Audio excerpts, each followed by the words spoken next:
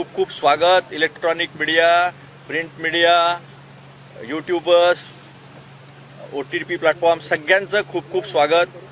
एक ऐतिहासिक घटना या मैदानावर आपल्या नागपूर शहरामध्ये उद्या घडणार आहे आणि त्या संदर्भामध्ये पहिल्यांदा या ग्राउंडवर आपल्यासोबत संवाद साधण्यासाठी महाराष्ट्राचे प्रदेश अध्यक्ष सन्माननीय नानाभाऊ पटोले साहेब, त्यांच्यासोबत माजी मंत्री कार्याध्यक्ष सन्माननीय नसीम खान साहेब, आपल्या भारतीय राष्ट्रीय काँग्रेसचे युवक अध्यक्ष सन्माननीय BB श्रीनिवासजी, संपूर्ण सोबत नेते मंडळी इथे उपस्थित आहे.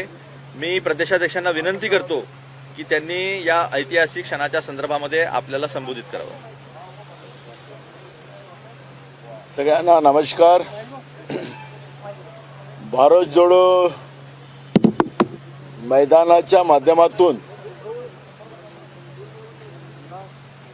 उद्याचा जो ऐतिहासिक क्षण आम्हा सगळ्या देशवासियांना बघायला मिळणार आहे.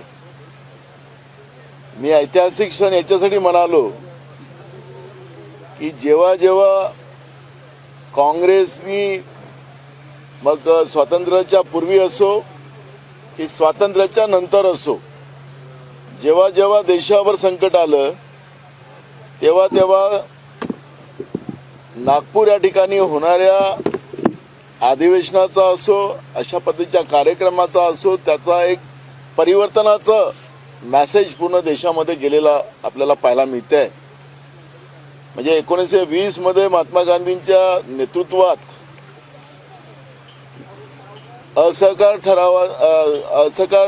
एक ठराव इंग्रजाच्या विरोधात घेतला गेलेला होता आणि त्या माध्यमातून एक मोठं परिवर्तन या देशामध्ये झालं, एक जागृती झाली आणि इंग्रजाला हा देश सोडून 1947 पळावा लागला. त्याचप्रमाणे आणीबाणीचा काळ आपण लक्षात घेतला. आणीबाणीच्या नंतर इंदिराजींनी नागपूरच या ठिकाणी पहिली सभा घेतली आणि त्या काळामध्ये आपल्याला लक्षात असेल की 11च्या 11 खासदार या विदर्भातून लोकांनी निवडून दिलेले होते. म्हणजे मी मुद्दामून या क्षणाची आठवण करून देतो आहे आणि त्याच्यामुळे अशा अनेक उदाहरण या नागपूरच्या भूमीमध्ये काँग्रेसने जेव्हा जेव्हा या पद्धतीचे कार्यक्रम घेतले त्याला परिवर्तनच त्या माध्यमातून आपल्याला पाहायला मिळालेलं आहे आणि पुन्हा इतिहास त्याच पद्धतीची पुनरावृत्ती करेल अशा पद्धतीचा विश्वास आमचा आहे. दुसरा महत्वाचा प्रश्न की आज देशावर जे संकट आलेलं आहे, लोकशाहीवर जे संकट आलेलं आहे, देशाच्या संविधानाला रोज मोडलं जाते आहे, या व्यवस्थेला वाचवण्यासाठी, देशाला, देशाच्या लोकशाहीला, संविधानाला वाचवण्यासाठी या ठिकाणातून काँग्रेस शंखानंद करणार आहे आणि पूर्ण देशामध्ये या स्थापना दिवसाचा जो काँग्रेसचा जो दिवस आम्ही उद्या जो साजरा करायला निघालेलो आहोत त्या माध्यमातून एक मोठा शंखानंद पूर्ण देशामध्ये जाईल आणि त्या माध्यमातून देशामध्येच परिवर्तन केंद्रातल्या सरकारच्या विरोधात जाईल अशा पद्धतीचं वातावरण सुरू झालेलं आहे. आजच राहुलजींच्या यात्रेचं भारत न्याय यात्रा राहुलजी आता सुरू करते आहे.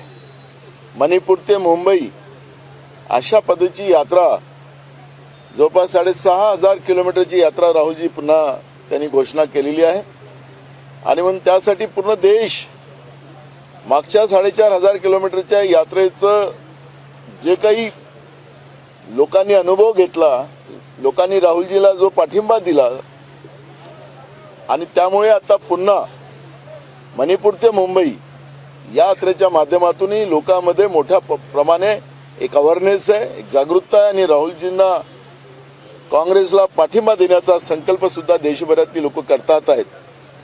आणि म्हणून मी हा जो काँग्रेसचा स्थापना दिवस नागपूरच्या भूमीवर साजरा होतोय, महाराष्ट्राच्या छत्रपती शिवाजी महाराजांच्या महाराष्ट्राच्या भूमीवर साजरा होत आहे, शाहू फुले आंबेडकरांच्या विचाराच्या महाराष्ट्राच्या या भूमीवर होत आहे. त्यामुळे हा एक मोठा मेसेज या भूमीतून जाईल अशा पद्धतीचा विश्वास मी व्यक्त करतो आहे. हिंदी यस, कांग्रेस का स्थापना दिन 28 दिसंबर को हम यहाँ पर मनाने जा रहे हैं. ये भारत जोड़ो मैदान, इस मैदान का नाम दिया गया है और इस मैदान के आधार पर जो संदेश हम यहाँ से हमारे हाईकमांड देना चाहती है, क्योंकि आज लोकतंत्र अपना देश का धोखे में आया है, खतरे में आया है, संविधान खतरे में आया है. आपने पार्लियामेंट का सेशन देखा है कि जो सांसद संसद में नहीं थे उनको भी सस्पेंड किया गया. लोगों ने चुन के दिए हुए सांसदों को किस तरह से सस्पेंड कर कर जो कानून उनको बदलना था वो उनने बदल दिए. आईपीसी का बीपीसी कर दिया, कई घटनात्मक सुधार उसमें किया और उसे लोकतंत्र को पूरे बर्बाद करने का प्लान केंद्र के नरेंद्र मोदी के बीजेपी की सरकार ने किया है. इतिहास में अगर जाते हैं नागपुर के भूमि के, तो महात्मा गांधी जी के नेतृत्व में 1920 में असहकार आंदोलन अंग्रेज के विरोध में यहाँ पर पुकारा गया था, उसका ठहराव पारित किया गया था और वहीं से पूरे देश में ऐसा मैसेज पहुंचा कि अंग्रेजों को देश छोड़ के भागना पड़ा. जब जब देश के ऊपर अन्याय होता है, जब हमारे संविधान के ऊपर खतरा मंडराता है, तो इसी नागपुर के भूमि से कांग्रेस ने आगाज करने के बाद परिवर्तन की लहर शुरू हो जाती है. हमारी नेता इंदिरा जी गांधी ने भी आनी बानी के बाद, इमरजेंसी के बाद यही नागपुर के भूमि से आगाज किया था और पूरे देश में उसका परिवर्तन हुआ था. जिस विदर्भ के भूमि में 11 सांसद थे, 11 के 11 सांसद उस समय में कांग्रेस के चुन के आए थे. आज हमारी लोकतांत्रिक व्यवस्था खतरे में है और ऐसे व्यवस्था में देश को बचाना ये कांग्रेस का दायित्व हो जाता है. और यहाँ पर कल हमारे सभी शीर्ष नेता, हमारे राष्ट्रीय अध्यक्ष मल्लिकार्जुन खड़गे जी, हमारी नेता सोनिया जी, हमारे नेता राहुल जी, हमारी नेता प्रियंका जी और देश भर से हमारे मुख्यमंत्री जी, कहीं हमारे पीसीसी के अध्यक्ष और पूरी कांग्रेस कल यहाँ पर इकट्ठा होगी और यहाँ से पूरे देश में परिवर्तन का संदेश देने का शंकानंद यहाँ से होगा और पूरी देश की जनता कांग्रेस के साथ खड़ी होगी, ऐसा हमारा विश्वास है. राहुल गांधी की यात्रा कधी पासून?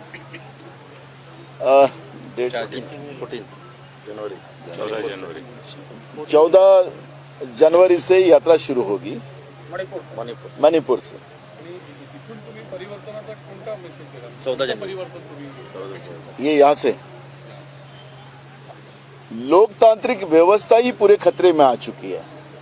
हाल ही हुए संसद का सेशन आपने देखा होगा कि सरकार जो तानाशाह प्रवृत्ति की तरफ जा रही है, ये लोकशाही के लिए, लोकतंत्र के लिए सबसे बड़ा खतरा है. हमारे देश का संवैधानिक 4 स्तंभों को बर्बाद करने का काम केंद्र की सरकार कर रही है और देश का संविधान, लोकतांत्रिक व्यवस्था बचाना ये कांग्रेस का दायित्व बनता है. जिस तरह से किसानों को बर्बाद किया जा रहा है, जिस तरह से कामगारों को बर्बाद किया जा रहा है, जिस तरह से महंगाई बढ़ाकर देश के आम लोगों को जीना हराम कर दिया है, जिस तरह से हमारे देश में पढ़े हुए युवा बच्चे बच्चियां उनको बेरोजगार करने का पाप केंद्र की और बीजेपी प्रणीत सरकार राज्यों की कर रही है और पूरी व्यवस्था को तहस-नहस कर रही है. इनको सबको सुरक्षित करना, इनको बचाना, ये दायित्व कांग्रेस पार्टी का है और यहाँ से मैसेज वही हम कांग्रेस पार्टी देगी, क्योंकि कांग्रेस का जन्म जिस उद्देश्य से हुआ है, जब जब भारत माँ के तिरंगा के ऊपर, भारत माँ के ऊपर किसी ने तिरछी नजर की तो उसको उसकी जगह दिखाने का काम कांग्रेस ने किया. लोकतांत्रिक व्यवस्था में जब जब भी देश के ऊपर संकट आया, कांग्रेस आगे आई और देश की जनता ने कांग्रेस को साथ दिया है और कांग्रेस ने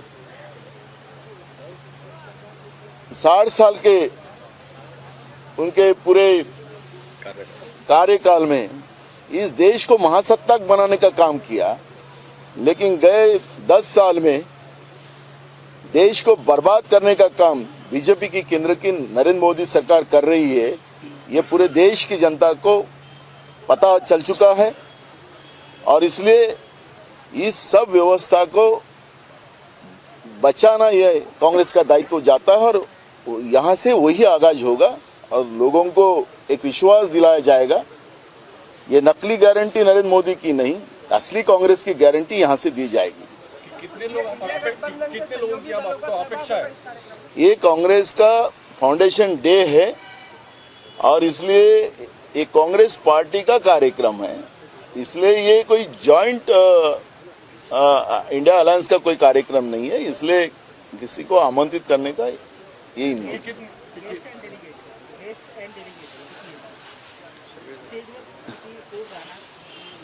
आप सब लिस्ट हम आपको दे देंगे आज शाम तक और ये कम से कम 10 लाख के ऊपर लोग आएंगे, लेकिन लोग कहाँ रहेंगे ये, क्योंकि जगह छोटी पड़ने वाली है और उसका हम सोच रहे हैं 10 से 10 लाख के ऊपर लोग यहाँ पर आएंगे। सर, कांग्रेस पार्टी लगातार ये बात उठाती आई है कि जो इंस्टीट्यूशन है वो भी अंडर अटैक है।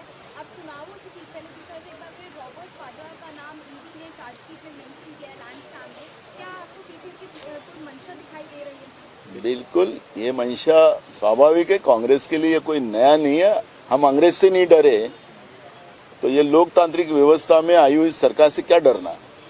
इसलिए जो सरकार की नीयत अगर अंग्रेज के विचारधारा के साथ चलती हो, डिवाइड एंड रूल और लोगों को डराकर अगर राजनीति करना चाहती है, तो ऐसे व्यवस्था को कांग्रेस का कोई फर्क नहीं पड़ेगा। कांग्रेस लोगों के सामने जाएंगी और ऐसे संस्था का यूज कर ईडी हो, सीबीआई हो, सब लोगों का यूज कर आपने जिस तरह से भ्रष्टाचारी लोगों को इकट्ठा कर उनके माध्यम से आप देश चला रहे हो, तो देश की जनता जानती है और उसका कोई फर्क नहीं पड़ेगा कांग्रेस को। कांग्रेस इस देश के लिए जीती है, देश की जनता के लिए जीती है, देश के संविधान के लिए जीती है और इसलिए देश की तिरंगा के लिए जीती है और इसलिए कांग्रेस को ये कोई फर्क नहीं पड़ता कितना भी वो डरा है।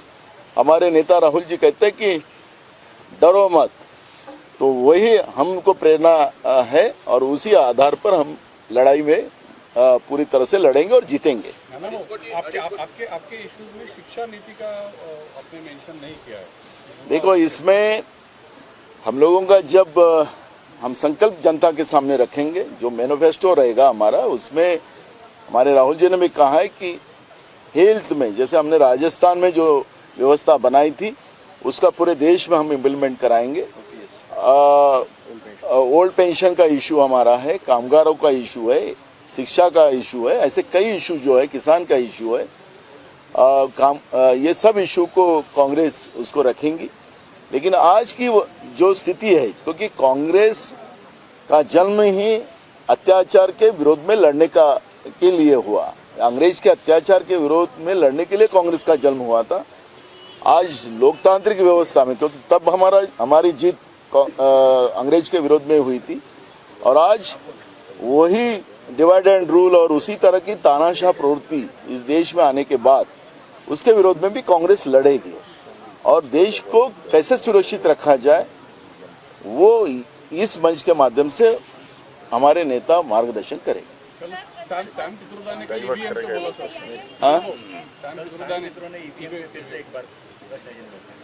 देखो, जो चीज है, क्योंकि लोकतांत्रिक व्यवस्था में लोगों का आक्षेप है कि ईवीएम में प्रॉब्लम है। मेरा फंडामेंटल राइट जो है, मेरा व्यक्ति स्वातंत्र जो है, उस आधार पर मेरे को ए को वोट करना है और मुझे लगता है कि वो बी को जा रहा है, तो ये लोगों की भावना है। मेरा विश्वास हो कि मैंने वोट जिसको किया है उसी को गया है, ये मेरा विश्वास होना चाहिए। इस तरह की व्यवस्था बनाया जाए, ये देश के लोगों समूहों का आवाज है। तो मुझे लगता है कि हमारे चुनाव प्रक्रिया का जो स्वायत्ता उसको हमने दी है, उन्हें इस बात को समझना चाहिए और फेयर इलेक्शन हो, इस तरह की व्यवस्था बनाना चाहिए।